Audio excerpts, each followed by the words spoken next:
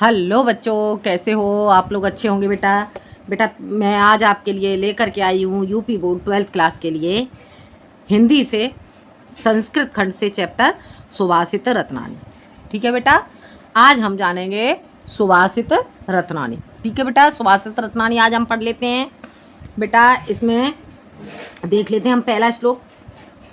भाषा सुमुख्या मधुरा दिव्या गीर्वाण भारती, भाषा सुमुख्या मधुरा दिव्या गीर्वाण भारती, तस्या हि मधुरम काव्यम तस्मादपि सुभाषितम।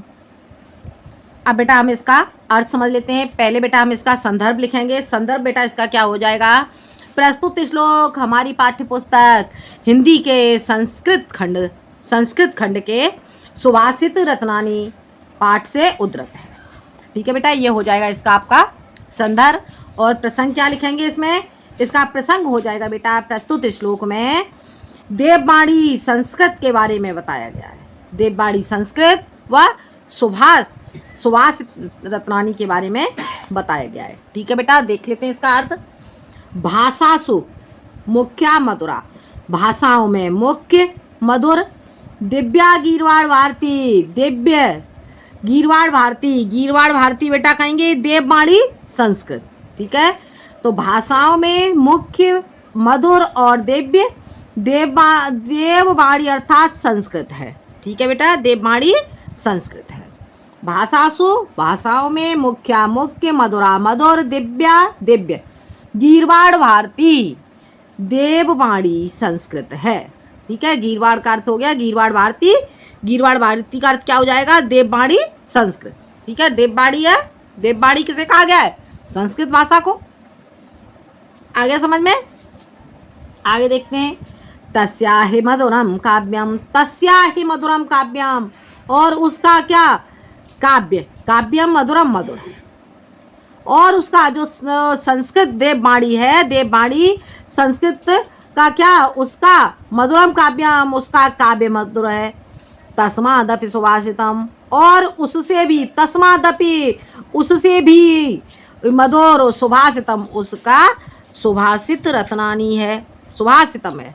आ गया बेटा समझ में? उससे भी मधुर उसका सुभाषितम है। एक बार फिर से रिवीजन कर लेते हैं। भाषासु मुख्या मधुरा, भाषाओं में मुख्य और मधुर दिव्य संस्कृत वाणी है या देववाणी है। तस्या ही मधुरम काव्यम, और तस्या उसका काव्यम काव्य मधुर है, और उसका काव्य मधुर है। तस्मादपि सुभाषितम, और उससे भी मधुर का सुभाषितम है। आगे बेटा समझ में? आगे बढ़ते हैं, अगला श्लोक देख लेते हैं बेटा। सुखार्थिनः कुतो विद्या, कुतो विद्यार्थिनः सुखम, सुखार्थिनः कुतो विद्या, कुतो विद्यार्थिनः सुखम, सुखार्थी वा त्यजेत विद्याम, विद्यार्थी वा त्यजेत सुखम। देख लेते हैं बेटा इसका प्रसंग क्या लिखोगे बेटा? संदर्भ यही रहेगा, प्रसंग में हो जाएगा। प्रस्तुत श्लोक में विद्यार्थी के गुणों के बारे में बताया गया है। ठीक है, अर्थात प्रस्तुत श्लोक में बताया गया है कि विद्या अर्जन के लिए विद्यार्थी को क्या करना चाहिए। ठीक है, देख लेते हैं। सुखार्थिनः कुतो विद्या, सुख को चाहने वाले के लिए, सुखार्थिनः कुतो कहाँ विद्या, अर्थात सुख को चाहने वाले के पास विद्या कहाँ। आगे बेटा समझ में? जो विद्यार्थी सुख को चाहते हैं, अपनी नींद पूरी करनी है, ठीक है बेटा, तो उन्हें विद्या की प्राप्ति नहीं होती। सुखार्थिनः कुतो विद्या, सुख को चाहने वाले को विद्या की प्राप्ति नहीं होती, अर्थात सुखार्थिनः कुतो विद्या, सुखार्थी अर्थात सुख को चाहने वाले के पास विद्या कहाँ? कुतो विद्यार्थिनः सुखम, और विद्यार्थी के लिए, विद्यार्थिनः विद्यार्थी के लिए सुख कहाँ? विद्यार्थिनः विद्यार्थी के लिए, कुतो कहाँ, क्या? सुखम। हो गया क्लियर बेटा पहली लाइन का अर्थ? सुख को चाहने वाले के पास विद्या कहाँ, और कुतो विद्यार्थिनः सुखम, और सुखार्थिनः कुतो विद्या, सुख को चाहने वाले के पास विद्या कहाँ, कुतो विद्यार्थिनः सुखम, और विद्यार्थी को सुख कहाँ? जो सच्चा विद्यार्थी है, जो अच्छा विद्यार्थी है, उसे सुख कहाँ? विद्यार्थिनः सुख कहाँ? सुखार्थी वा त्यजेत विद्याम, विद्यार्थी वा त्यजेत सुखम, सुखार्थी को विद्या को, सुख को चाहने वाले को विद्या को त्याग देना चाहिए। विद्यार्थी वा त्यजेत सुखम, और विद्यार्थी को सुख त्याग देना चाहिए। हो गया क्लियर बेटा? एक बार फिर से इसका अर्थ समझ लो। सुख को चाहने वाले के पास विद्या कहाँ, और विद्यार्थी के लिए सुख कहाँ? विद्यार्थी के लिए सुख कहाँ?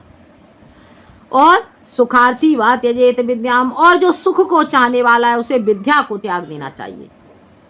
विद्यार्थी वा त्यजेत सुखम, और विद्यार्थी को सुख त्याग देना चाहिए। हो गया क्लियर बेटा?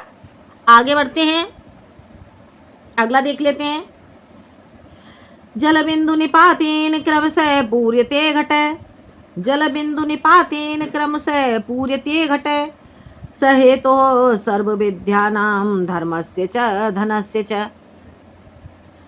जल बिंदु निपातेन, जल बिंदु निपातेन, जल की बिंदु बूंद के, निपातेन क्रमशः, निपातेन संग्रह करने से। आगे बेटा समझ में? जल बिंदु निपातेन का अर्थ क्या हो गया? जल की बूंद के गिरने से, क्रमशः जल की बूंद के गिरने से पूर्यते घटे, घड़ा भरता है। अगर एक एक बूंद जल की गिरेगी तो उससे क्या होगा? घड़ा भर जाएगा। ठीक है, तो जल बिंदु निपातेन, जल की बूंद के गिरने से, या जल की बूंद के संग्रह करने से क्रमशः पूर्यते घटे, घड़ा भरता है। स हेतु सर्व विद्यानाम धर्मस्य च धनस्य च, स हेतु, और वह हेतु है सर्व विद्यानाम, सभी विद्याओं का। धर्मस्य च धनस्य च, धर्म का और धन का, और वही हेतु है किसका? सभी विद्याओं का, धर्म का और धन का हेतु है। अर्थात जिस प्रकार से एक एक बूंद के जमा करने से क्रमशः घड़ा बढ़ता है, उसी प्रकार से सर्व विद्यानाम और धर्मस्य च धन, सभी विद्याएं धर्म और धन को भी संचय करने का हेतु है। ठीक है, आगे बेटा समझ में आ गया होगा बेटा? आगे बढ़ते हैं, आगे देख लेते हैं बेटा।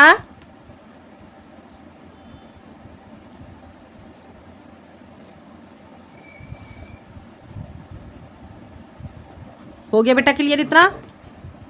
आगे बढ़ते हैं। काव्य शास्त्र विनोदेन कालो गच्छति धीमताम, व्यसनेन च मूर्खाणाम निंद्रा कलहेन वा। देख लेते हैं बेटा इसका प्रस्तुत श्लोक में क्या बताया गया है। संदर्भ बेटा इसका वही रहेगा, और प्रसंग में क्या होगा? प्रस्तुत श्लोक में काव्य शास्त्र में मूर्खों व विद्वानों के समय व्यतीत होने के बारे में बताया गया है। प्रस्तुत श्लोक में विद्वानों व मूर्खों का समय किस प्रकार व्यतीत होता है, इसके विषय में यहाँ पर वर्णन किया गया है। देखते हैं। काव्य शास्त्र विनोदेन कालो, काव्य शास्त्र में विनोदेन आनंद पूर्वक, कालो समय, गच्छति जाता है, धीमताम बुद्धिमानों का। हो गया क्लियर बेटा? काव्य शास्त्र में विनोदेन का अर्थ हो गया बेटा आनंद पूर्वक, कालो समय, गच्छति जाता है, धीमताम बुद्धिमानों का। काव्य शास्त्र में बुद्धिमानों का समय आनंद पूर्वक जाता है, व्यसनेन च मूर्खाणाम निंद्रया कलहेन वा, और उसी प्रकार से मूर्खाणाम, मूर्खों के लिए काव्य शास्त्र क्या है? मूर्खों के लिए व्यसनेन कहेंगे बेटा कष्टों का, निंद्रा अथवा, वा का अर्थ हो गया बेटा अथवा, कलहेन कलह का कारण। हो गया क्लियर बेटा? मूर्खों के लिए वह कष्टों, निंद्रा अथवा कलह का कारण है। हो गया क्लियर बेटा? आगे बढ़ते हैं, अगला देख लेते हैं।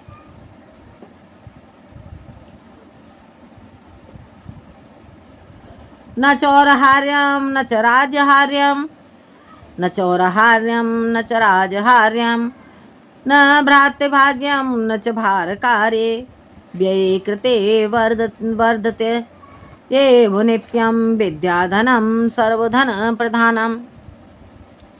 देखते हैं बेटा प्रस्तुत श्लोक में क्या बताया गया है। इसमें प्रसंग लिखेंगे बेटा। प्रस्तुत श्लोक में विद्या के महत्व के बारे में बताया गया है। विद्या धन के महत्व के बारे में बताया गया है। ये हो जाएगा बेटा इसका प्रसंग। और अर्थ देख लेते हैं। न चौरहार्यम न च राजहार्यम। न चौरहार्यम, चौरहार्यम का चोर हरण कर सकता है। चौर का अर्थ हो गया बेटा चोर, हार्यम हरण कर सकता है।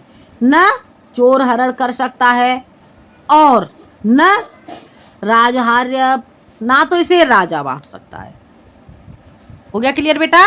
न चोर हरण कर सकता है, न राजा बांट सकता है, न भ्रातृभाज्यम और न भाई बांट सकता है, न च भारकार है और न भार भारकारी का अर्थ क्या हो जाएगा? ना तो इसका वजन होता है भारकारी, ना तो इसमें वजन है। ठीक है बेटा, ना तो इसका भार है। व्यय कृते वर्धते और व्यय कृते, व्यय खर्च करने से, व्यय खर्च करने से वर्धते बढ़ती है। एवं नित्यम, नित्य ही, नित्य एवं का अर्थ हो गया बेटा ही, नित्यम नित्य, नित्य नित्य ही व्यय करने से बढ़ती है। हो गया बेटा क्लियर? विद्याधनम सर्वधन प्रधानम, विद्याधन सभी धर्मों में प्रमुख है। एक बार फिर से समझ लो बेटा इसे। न चोर हरण कर सकता है, न राजा हार्यम, ना राजा हरण कर सकता है। ना तो चोर हरण कर सकता है, न राजा हरण कर सकता है, अर्थात ना तो राजा छीन सकता है, न भ्राज्य हार्यम, भ्रात्य भाज्यम और ना तो इसे भाई बांट सकता है और न भारकारी है। एवं नित्य ही व्यय करने से बढ़ती है। विद्याधनम सर्वधनम प्रधानम, विद्याधन सभी धनों में प्रमुख है। हो गया क्लियर बेटा? समझ आ गया? समझ आ गया होगा बेटा?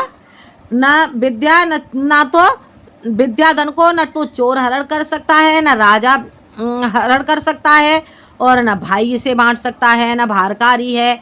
व्यय कृते वर्धते और नित्य ही व्यय करने पर बढ़ती है। विद्याधनम सर्वप्रधानम, विद्या धन सभी धनों में प्रमुख है। सर्वधन प्रधानम, सभी धनों में प्रमुख है। आगे बढ़ते हैं बेटा, अगला देख लेते हैं। आगे परोक्षे कार्य हंतारम प्रत्यक्षे प्रियवादिनम वर्जयेत तादृशम मित्रम विष कुंभम पयोमुखम। अब इसमें बेटा क्या लिखेंगे? इसका बेटा संदर्भ वही रहेगा, प्रसंग में इसमें हो जाएगा। प्रस्तुत श्लोक में अच्छे मित्र के बारे में बताया गया है। प्रस्तुत श्लोक में मित्र के बारे में बताया गया है। परोक्षे कार्य अंतारम, परोक्षे पीठ पीछे कार्य अंतारम, कार्य हंतारम कार्यों को नष्ट करने वाला हो। परोक्षे पीठ पीछे, कार्य अंतारम कार्यों को नष्ट करने वाला हो। प्रत्यक्षे प्रियवादिनम और सामने प्रिय बोलने वाला हो। वर्जयेत तादृशम मित्रम, वर्जयेत तादृशम, वर्जयेत तादृशम क्या अर्थ हो गया? वर्जयेत का अर्थ क्या हो गया? त्याग देना चाहिए। तादृशम वैसे ही, वैसे ही त्याग देना चाहिए। तादृशम का अर्थ क्या हो जाएगा बेटा? वैसे ही, वर्जयेत त्याग देना चाहिए। मित्रम मित्र को, ऐसे मित्र को उसी प्रकार से त्याग देना चाहिए। विष कुंभम, विष का अर्थ बेटा विष जानते ही हो, और कुंभ कहेंगे बेटा घड़े के लिए। ठीक है? पयोमुखम, जिस प्रकार से विष के घड़े के मुख पर दूध को त्याग देते हैं। विष के घड़े पर विष का घड़ा भरा हुआ हो और उसके मुख पर बेटा दूध हो, तो हम क्या करते हैं? उस दूध को हम त्याग देते हैं। ठीक है? तो उसी तरह से यहाँ पर बताया गया है ऐसे मित्र, मित्र कैसा होना चाहिए? ठीक है? परोक्षे कार्य हंतारम, परोक्षे कार्य हंतारम पीठ पीछे कार्यों को नष्ट करने वाला। प्रत्यक्षे प्रियवादिनम और सामने प्रिय बोलने वाला हो। वर्जयेत तादृशम, ऐसे मित्र, वैसे मित्र को वैसे ही त्याग देना चाहिए। ऐसे मित्र को वैसे ही त्याग देना चाहिए जिस प्रकार से विष के घड़े में पयोमुख, विष के घड़े के मुख पर दूध को त्याग देते हैं। हो गया क्लियर बेटा? समझ आ गया? अगला देख लेते हैं। उदेति सविता ताम्रम, उदेति सविता ताम्रस्ताम्रम, एवा एवास्तमेति च संपत्तौ च विपत्तौ च महतामेक रूपताम। अब इसका बेटा प्रसंग क्या हो जाएगा? प्रस्तुत श्लोक में ताम्रम, उदेति सविता, सविता किसे कहते हैं बेटा? सविता कहेंगे बेटा सूर्य के लिए। ठीक है बेटा, तो इसका बेटा प्रसंग क्या लिखोगे? प्रस्तुत श्लोक में सूर्य के द्वारा महान व्यक्तियों के बारे में बताया गया है। महताम एकताम, महान पुरुषों के बारे में। हो गया बेटा क्लियर? प्रस्तुत श्लोक में महान पुरुषों के बारे में बताया गया है कि महान पुरुषों को कैसा होना चाहिए। ठीक है। उदेति सविता, उदेति, उदित का उगते समय, सविता कहेंगे बेटा सूर्य के लिए, ताम्र लाल होता है। ताम्रम एवं अस्तमेति च, और अस्त होने के समय भी सूर्य लाल होता है। आगे बेटा समझ में? सूर्य उगते समय भी लाल होता है और सूर्य अस्त होते समय भी लाल होता है। उसी प्रकार से महताम एकताम, जो महान पुरुष होते हैं, संपत्तौ च विपत्तौ च, जो महान पुरुष होते हैं वे संपत्ति और विपत्ति में समान होते हैं। हो गया क्लियर बेटा? समझ आ गया? एक बार फिर से देख लेते हैं। सूर्य उगते समय भी लाल होता है और सूर्य अस्त होते समय भी लाल होता है। उसी प्रकार से जो महान पुरुष होते हैं वैसे संपत्तौ सुख में और विपत्तौ दुख में एक समान होते हैं, अर्थात संपत्ति में और विपत्ति में एक समान होते हैं। हो गया क्लियर? आगे बढ़ते हैं बेटा। विद्या विवादाय धनम, मदाय शक्ति परेशान परपीड़नाय, खलस्य साधो विपरीत में तज्ज ज्ञानाय, दानाय च रक्षणाय। अब इसमें बेटा क्या बताया गया है? इसमें बेटा बताया गया है मूर्ख और सज्जन मनुष्यों के बारे में बताया गया है। विद्या विवादाय, विद्या कैसे होती है? विवाद के लिए होती है।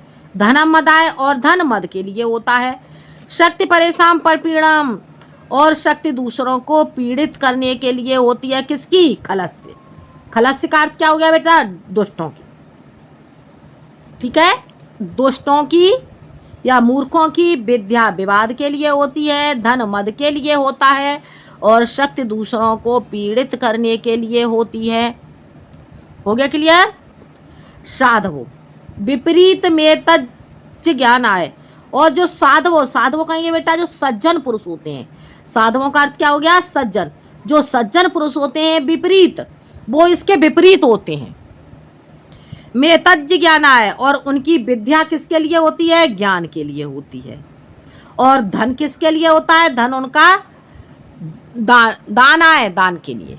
विद्या ज्ञान के लिए हो गई, धन दान के लिए। शक्ति च रक्षणाय, और शक्ति रक्षा के लिए होती है। हो गया क्लियर बेटा? एक बार और समझ लो। मूर्ख व्यक्तियों की, मूर्ख मनुष्यों की विद्या विवाद के लिए, धन मद के लिए, और शक्ति दूसरों को पीड़ित करने के लिए होती है। साधवो विपरीत है, और जो सज्जन पुरुष होते हैं वो इसके विपरीत होते हैं। उनकी विद्या ज्ञान के लिए, धन दान के लिए, और शक्ति दूसरों को पीड़ित करने के लिए होती है। ठीक है बेटा? हो गया क्लियर? समझ आ गया? तो बेटा ये मैंने आपको आज 8 श्लोक पढ़ाए। ये 8 श्लोक बेटा अच्छे से समझ लीजिए, पहले इनका रिवीजन कर लीजिए। उसके बाद बाकी के जो आपके 9 श्लोक हैं वो मैं अगले वीडियो में आपको बताती हूँ। ठीक है बेटा? थोड़ा सा पढ़ो, अच्छा पढ़ो, जिससे समझ में आ जाए ठीक से। आज के लिए इतना ही बेटा। अगर आपको वीडियो समझ में आए तो बेटा आप शेयर करें, सब्सक्राइब करें और लाइक करें। और यदि बेटा आपको समझ में नहीं आए, कोई भी प्रॉब्लम है, तो आप मुझे कमेंट में ज़रूर बताएं। आज के लिए इतना ही। धन्यवाद।